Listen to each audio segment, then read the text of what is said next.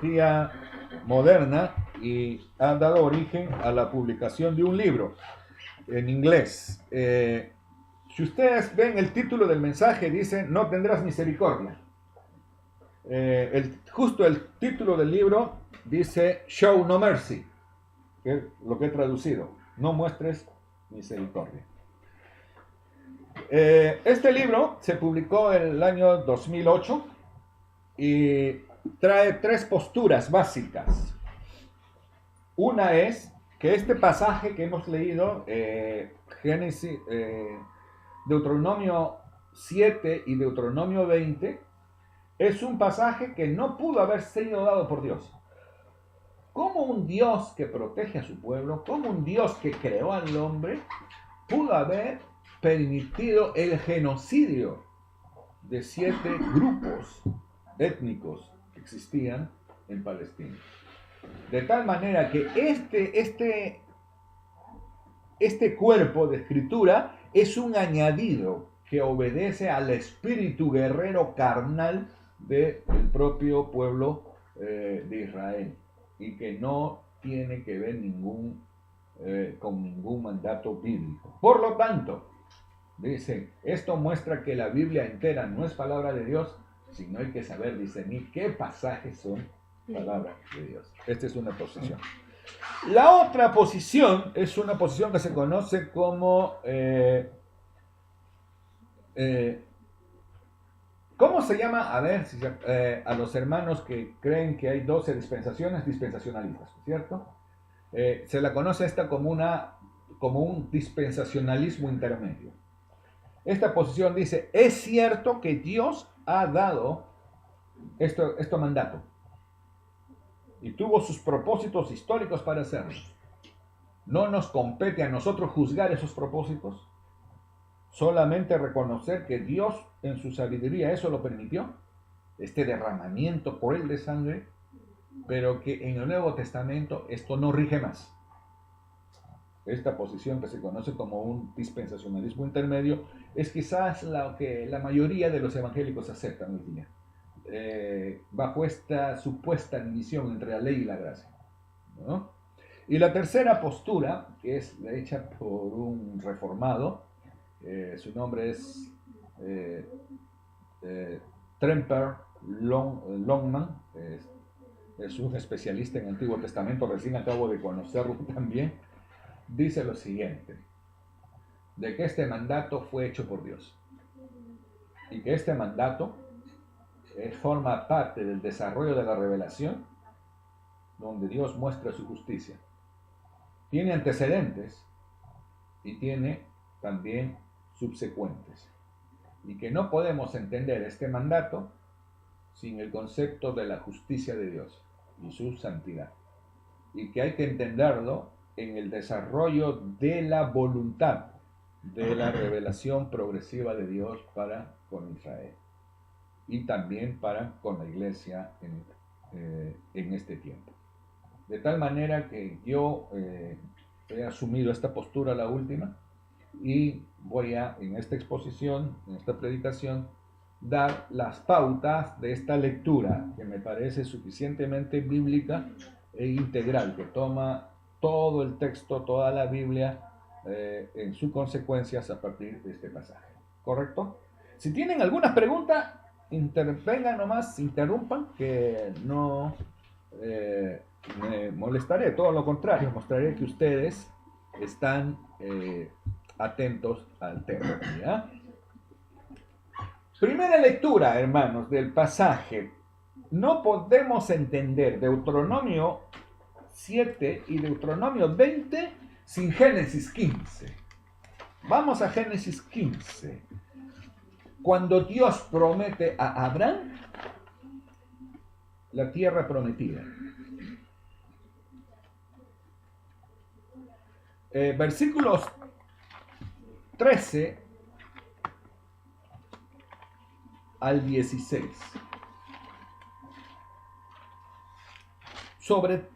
Entonces dijo Jehová a Abraham: ten por cierto que tu descendencia morará en tierra ajena, y será esclava, y allí será oprimida 400 años. Mas también a la nación a la cual servirán, juzgaré yo, y después de esto saldrán con gran riqueza. Y tú vendrás con tus padres en paz, y serás sepultado en buena vejez. Y en la cuarta generación volverán acá, porque aún no ha llegado a su colmo la maldad del amorreo hasta aquí. Perciban el último versículo. Y en la cuarta generación volverán acá, porque aún no ha llegado a su colmo la maldad del amorreo hasta aquí. Lo que Dios está diciendo es, este pueblo es un pueblo rebelde, es un pueblo que está perdido en sus pecados, y yo todavía tengo paciencia. Por eso no es el tiempo que ustedes entren. Pero yo ya he definido, serán 400 años esclavos, y después de la cuarta generación, el amorreo habrá alcanzado suficiente grado de maldad que lo hará digno de ser expulsado. ¿Ya? Casi nunca tomamos en cuenta la relación de la promesa de Abraham, ¿no?, frente al hecho de Deuteronomio. Vimos la semana anterior, ¿recuerdan? Cuando Dios nos enseña en Deuteronomio 6, a ver, veamos.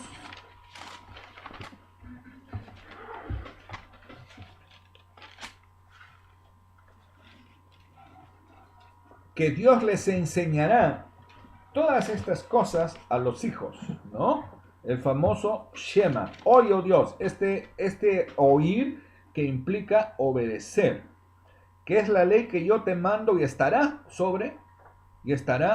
tallada, esculpida en tu corazón. Muy bien. Dios le dice, enseñarás esta ley. ¿Cuál es esa ley que deben enseñar? ¿Se acuerdan? La del capítulo 5. Los 10 mandamientos. ¿Y por qué deben vivir de acuerdo a los 10 mandamientos? Porque esta es la norma que Dios les da en la tierra que habrán de habitar. ¿Y a quién prometió esa tierra? Abraham. ¿No? Entonces, hay una secuencia: Abraham, Moisés, y ahora vemos Deuteronomio. Bien, frente a esta posesión de tierras, al mismo tiempo hay una condición. Vamos de nuevo al 7, a Deuteronomio 7.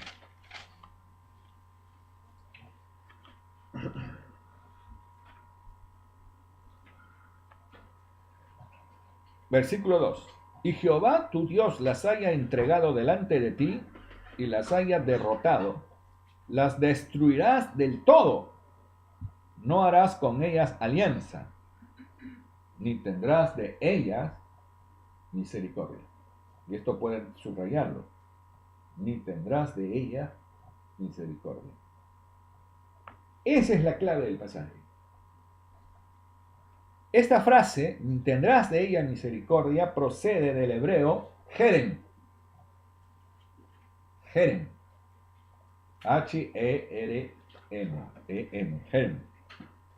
Claro, se le ha puesto ahora las vocales porque el hebreo no tiene vocales, ¿no? Otros lo traducen como haram o jerem. Bien. En el lenguaje nuestro sería anatema. Sería anatema. ¿Qué es anatema? A ver, hasta ahora. Lo entendemos como maldición. Lo entendemos como algo que está prohibido, como tabú. Lo entendemos como algo que no nos es permitido. ¿Ya? El jerem, el anatema. Y que está consagrado en este caso a Dios. Se le puede traducir con el griego korban. Recuerden ustedes esta frase cuando Jesucristo dice este pasaje donde un un judío le dice a su padre, no te puedo apoyar, no te puedo dar dinero, porque lo que tengo es corban. ¿Qué es corban? Es ofrenda, es el diezmo. No te puedo dar. O sea, le niega a su padre el diezmo porque prefiere que su padre perezca, porque tiene que cumplir ante la iglesia el diezmo. ¿Y qué hace Jesucristo? Condena esto. El jerem es algo que le pertenece a Dios y tiene dos connotaciones, positiva y negativa. Cuando nosotros damos nuestro diezmo, cuando damos nuestra ofrenda, estamos dando nuestro jerem. Nosotros mismos santificándonos, ofreciéndonos a Él, nuestra vida es un jerem. Es algo que Dios lo recibe para su honra y gloria. Correcto. Pero al mismo tiempo, Él ejerce su justicia sobre las cosas que son depravadas, sobre las cosas que afrentan a su nombre. Y estas cosas el creyente no puede tocarlas. No puede tener contactos con ellas. Son maldición, son anatema, son producto que Dios prohíbe que las toquemos. Entonces, esto está destinado para el juicio de Dios. En ese sentido, o sea, jerem, en su lado negativo. ¿Ya? Note, una ofrenda positiva y una ofrenda en su sentido negativo. Lo que le pertenece a Dios. ¿Hasta acá quedó claro? Sí. Muy bien. Vamos a seguir revisando. El versículo 3. No emparentarás con ellas, no tendrás tu hija, no darás tu hija a su hijo, ni tomarás a su hija para tu hijo. O sea, hay relaciones, no tendrás contactos con ellos. Y el contacto más peligroso era el contacto a través de las relaciones de parentesco, matrimonio. ¿Cuál era el objetivo? Porque desviará a tu hijo de en pos de mí y servirán a dioses ajenos, y el furor de Jehová se encenderá sobre vosotros y te destruirá pronto. Si tú permites que se casen que tus hijas se casen con los hijos de los paganos de este grupo, y que tus hijos se casen con sus hijas, ellos van a traer esta influencia. Y esta influencia va a adulterar, va a malograr la relación que tienen conmigo, y yo como respuesta voy a encender mi ira. ¿No? Noten la figura. Hay casos con los cuales con nosotros podemos tener relaciones, pero hay casos en los que Dios dice con ellos no, en absoluto. ¿Por qué? Porque te van a contaminar. ¿Ya? Vamos ahora, en base a esta lectura, pasemos al capítulo 20. Deuteronomio 20.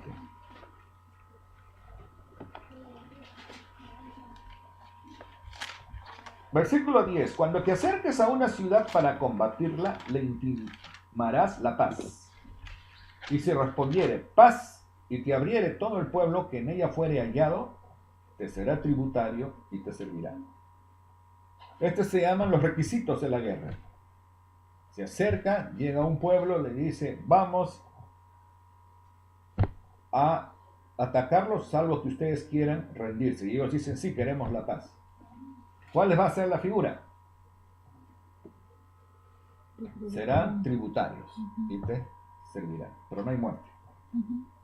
Mas, si no hiciere paz contigo y emprendiere guerra contigo, entonces la sitiarás. Y luego que Jehová tu Dios la entregue en tu mano, herirás a todo varón suyo a filo de espada. Solamente las mujeres y los niños y los animales y todo lo que haya en la ciudad, todo su botín tomarás para ti y comerás del botín de tus enemigos, los cuales Jehová tu Dios te entregó. ¿Qué pasa con el botín? Incluidas las mujeres y los niños, son distribuidos entre la población. ¿Quiénes son estos pueblos? 15. Así harás a todas las ciudades que estén muy lejos de ti, que no sean de las ciudades de estas naciones. No son las de las que yo te he señalado. Muy bien. 16. Pero de las ciudades de estos pueblos que Jehová tu Dios te da por heredad, ninguna persona dejarás con vida, sino que los destruirás completamente: al Eteo, al Amorreo, al Cananeo, al Fereceo, al Heveo y al Jebuseo, como Jehová tu Dios te ha mandado. Otra vez, ¿por qué razones? Para que no os enseñen a hacer según todas las abominaciones que ellos han hecho para sus dioses, y pequéis contra Jehová vuestro Dios. Cuando sitiéis alguna ciudad peleando contra ella muchos días para tomarla, no destruirás sus árboles metiendo hacha en ellos, porque de ellos podrás comer. La misma guerra es una destrucción, sin embargo Dios les encarga un cuidado ecológico. ¿Ya? ¿Está bien? ¿Hasta acá? ¿Preguntas? ¿Está claro? Muy bien. ¿Cuál es la situación del pueblo que va a la guerra? ¿Cómo deben ir ellos a la guerra?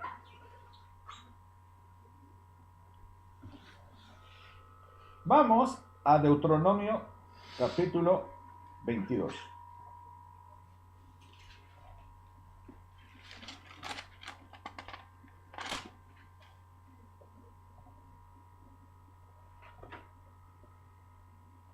Perdón, 23. 23 del 9 al 14. Deuteronomio 23 del 9 al 14. Noten, cuando salieres a campaña contra tus enemigos, te guardarás de toda cosa mala. ¿Qué versículo? 23 del 9 al 14. Noten esa frase. Parece una frase cúltica. Cuando salieres a campaña, Deuteronomio 23. Cuando salieres a campaña contra tus enemigos, te guardarás de toda cosa mala. Incluso, el 10. Si hubiere en medio de ti alguno que no fuere limpio por razón de alguna impureza acontecida de noche, saldrá fuera del campamento y no entrará en él. Las mismas normas que para entrar al templo a adorar. Si un hombre tiene esa noche expulsión de semen, es impuro y se retira del campamento.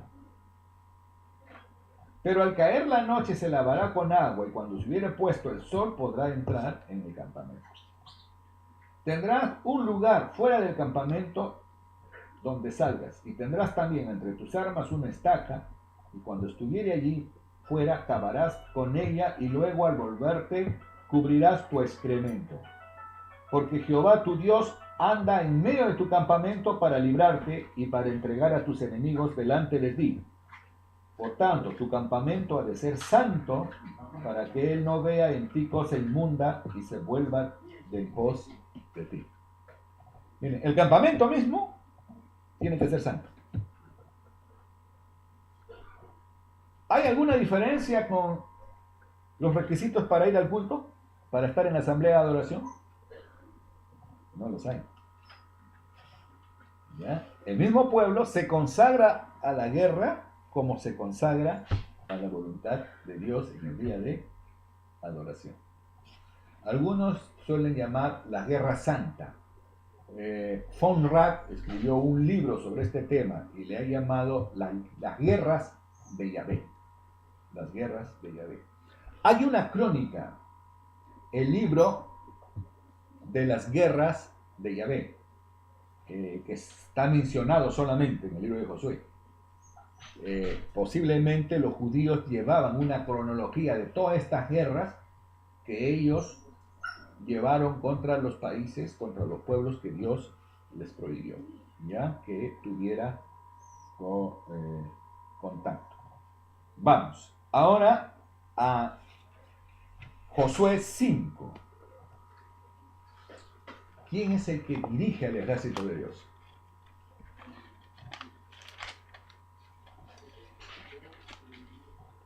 Josué 5. Está adelantito nomás. Después de Deuteronomio, hermana, Josué.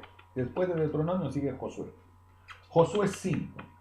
Estando Josué cerca de Jericó, alzó sus ojos y vio un varón que estaba delante de él, el cual tenía una espada desenvainada en su mano. Y Josué, yendo hacia él, le dijo: ¿eres de los nuestros o de nuestros enemigos? 14. Él respondió: no, mas como príncipe del ejército de Jehová he venido ahora. Entonces Josué, postrándose sobre su rostro en tierra, le adoró y le dijo: ¿qué dice mi señor a su siervo? Y el príncipe del ejército de Jehová respondió a Josué: quita el calzado de tus pies, porque el lugar donde estás es santo. Y Josué así lo hizo. Igual que en el caso que se presentó con Moisés, ¿recuerdan? Dios Hijo se presenta con Moisés y le dice lo mismo, Jehová. Y en este caso, otra vez, Jehová se aparece como el príncipe del ejército de Jehová. Y él es el que va a dirigir, va a comandar la batalla. ¿Contra quién? Va a ser contra Jericó, que era justamente una de las ciudades donde no debía dejarse con vida a ninguno. Y por haber tomado un poco de los bienes, Dios castiga, ¿se acuerdan? El caso de la familia de Acán. ¿Ya? Entonces, tenemos en cuenta que los pasajes que tienen que ver con la conquista nos hablan claramente de que hay pueblos a los cuales su maldad, su pecaminosidad ha llegado a la altura de los cielos y es el momento de ser erradicados, y Dios encarga que este pueblo que va a poseer la tierra prometida lo haga como señal de la santidad de Dios. Bien. Vamos ahora más adelante a 1 Samuel 15. Sigue más adelante 1 Samuel 15. Es uno de los pasajes donde queda restante un pueblo, los amalequitas, que son anatema, que son jerem, que deben ser destruidos totalmente. Y Dios le encarga a Saúl, le dice: oye, anda, haz guerra contra los amalequitas. Versículo 15:7 dice: y Saúl derrotó a los amalequitas desde Avila hasta llegar a Sur, que está al oriente de Egipto, y tomó vivo a Agag, rey de Amalec, pero a todo el pueblo mató a filo de espada. Y Saúl y el pueblo perdonaron a Agag y a lo mejor de las ovejas del ganado mayor, a los animales engordados, de los carneros, de todo lo bueno, y no lo quisieron destruir. Mas todo lo que era vil y despreciable, destruyeron. Vino palabra de Jehová a Samuel diciendo: me pesa haber puesto por rey a Saúl, porque se ha vuelto de en pos de mí, y no ha cumplido mis palabras. Y se apesadumbró Samuel y clamó a Jehová toda aquella noche. Noten.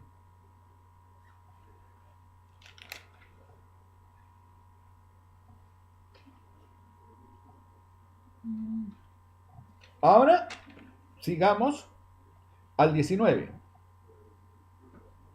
Lo que le habla Samuel a Saúl.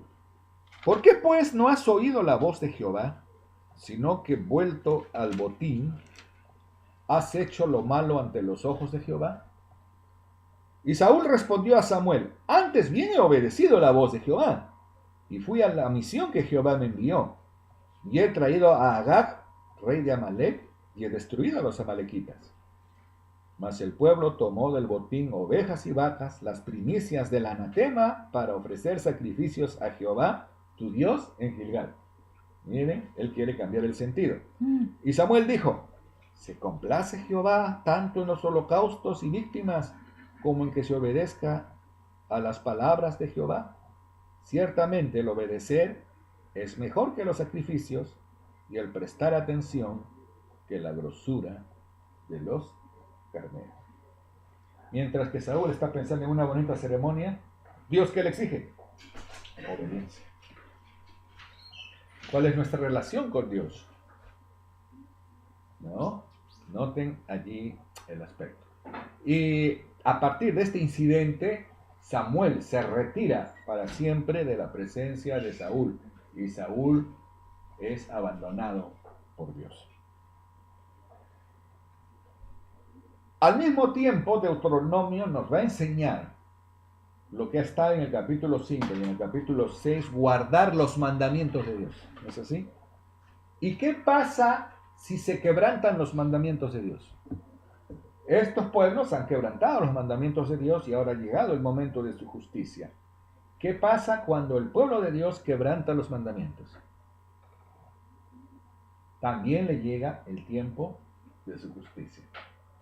Por eso Dios obra a través de los profetas y les dice de que Dios va a poner su justicia si es que ellos no se arreglan cuentas con Dios. Y por esta razón Dios los entrega en mano de los asirios y en mano de los babilonios. ¿Entienden la figura? O sea, siendo pueblos separados, siendo la niña de sus ojos, este pueblo que se revela también es castigado y es reprendido, porque la justicia de Dios no puede ser burlada. ¿Ya? No solo fueron los impíos cananeos, sino ahora Dios también pone su mano sobre Israel. La figura es, ¿cuál es el concepto que este Israel tiene de Dios y cuál es la promesa que tiene hacia el futuro? ¿Es una promesa solo de paz o hay una promesa reivindicatoria de justicia en santidad? Quiero que veamos Isaías, que es uno de los clásicos del Antiguo Testamento, el capítulo 63, el día de la venganza de Jehová. En el Antiguo Testamento se sabía que Dios habría en 63, se sabía que Dios habría de enviar el Mesías, y cuando venga el Mesías sería el día de Jehová, el día final, el día de la justicia de Jehová. Pero ellos no entendían que el Mesías vendría en dos periodos, en su primera venida y en su segunda venida. Solo las profecías apuntaban a la venida de el Mesías. Y noten cómo ellos consideran desde esta profecía la venida del Mesías. ¿Quién es este que viene de Edom, de Bosra, con vestidos rojos? Este, hermoso en sus vestidos, que marcha en la grandeza de su poder. Yo, el que hablo en justicia, grande para salvar. ¿Por qué es rojo tu vestido y tus ropas, como del que ha pisado en el lagar? He pisado yo solo el lagar, y de los pueblos nadie había conmigo. Los pisé con mi ira, y los hollé con mi furor, y su sangre salpicó mis vestidos, y manchó todas mis ropas. Porque el día de la venganza está en mi corazón, y el año de mis redimidos ha llegado. Miré, y no había quien ayudara, y me maravillé que no hubiera quien sustentase, y me salvó mi brazo, y me sostuvo mi ira. Y con mi ira hollé a los pueblos, y los embriagué en mi furor, y derramé en tierra su sangre. ¿De quién está hablando? ¿Quién está hablando acá? ¿Es Dios Hijo? No. El que viene Jehová, que viene a tomar venganza. ¿Quiénes son los edomitas? Los enemigos mortales de los judíos, los que vivían al norte. Cuando Jerusalén fue destruida, los edomitas fueron los aliados que se prestaron al saqueo de Jerusalén. Esta es una figura en la que la caracterización de los edomitas simboliza a todos los enemigos de Dios. ¿Ya? Y entonces la figura es que cuando venga el día de la venganza de Jehová, ese día Dios derramará su sangre, ¿no? Sobre todos los impíos para que paguen conforme a sus maldades. Nosotros hemos tratado un librito, el último, antes de este, ¿se acuerdan? Zacarías. Zacarías también nos dice algo después del retorno, cuando ellos retornan, cómo ven la presencia del Mesías. Vamos al último capítulo de Zacarías. Zacarías es el penúltimo libro del Antiguo Testamento, antes de Malaquías. He aquí, el día de Jehová viene, y en medio de ti serán repartidos tus despojos, porque yo reuniré a todas las naciones para combatir contra Jerusalén. Y la ciudad será tomada y serán saqueadas sus casas y violadas las mujeres. Y la mitad de la ciudad irá en cautiverio, mas el resto del pueblo no será cortado de la ciudad. Después saldrá Jehová y peleará con aquellas naciones como peleó en el día de la batalla. Y se afirmarán sus pies en aquel día sobre el monte de los olivos, que está enfrente de Jerusalén al oriente. Y en el monte de los olivos se partirá por en medio, hacia el oriente y hacia el occidente, haciendo un valle muy grande, y la mitad del monte se apartará hacia el norte y la otra mitad hacia el sur. Y huiréis al valle de los montes, porque el valle de los montes llegará hasta Sal. Y huiréis a la manera que huisteis por causa del terremoto en los días de Usías, rey de Judá, y vendrá Jehová mi Dios, con él todos sus santos. Noten la figura, otra vez, viene Jehová, ¿no? Después que Jerusalén está siendo atacada, sus mujeres están siendo violadas, están siendo matados sus niños, Dios impone su justicia, Dios restaura Jerusalén. Esa era la figura que ellos veían, ¿no?, como la venida del Mesías. Ya les he dicho que Zacarías es uno de los libros más comentados por los creyentes del Nuevo Testamento en relación a la figura del Mesías. Llegó el Mesías y llega el Señor Jesucristo. La Biblia dice que a los suyos vino y los suyos no lo recibieron. Y él, que fue hecho sin pecado, ¿qué pasó? Fue hecho pecado. Es el Cordero que paga los pecados de todos. Y entonces la muerte más cruel, más injusta, ¿cuál fue? ¿Fue contra los cananeos? ¿Fue contra los jebuseos? ¿Fue contra los amalequitas? ¿Cuál fue la muerte más injusta? Fue contra Cristo. O sea, noten cómo es que el Jerem sigue avanzando. Y ahora el hombre que está sin pecado, ese muere la peor muerte a causa de nuestros pecados. Para resarcir, ¿qué cosa? La justicia, la ira de Dios. Eso es lo que no se entiende. Si no entendemos ese carácter, no entenderemos el sentido de la santidad de Dios. Y Él impone Jesús, este Mesías que está entre nosotros, impone una ley. Nuestra lucha no será carnal, no será material, nuestra lucha no implica levantar armas, nuestra lucha no significa tomar la espada, sino nuestra lucha es espiritual. Vamos a ver este carácter en el libro de Tesalonicenses, ¿no? Primera de Tesalonicenses, capítulo 5.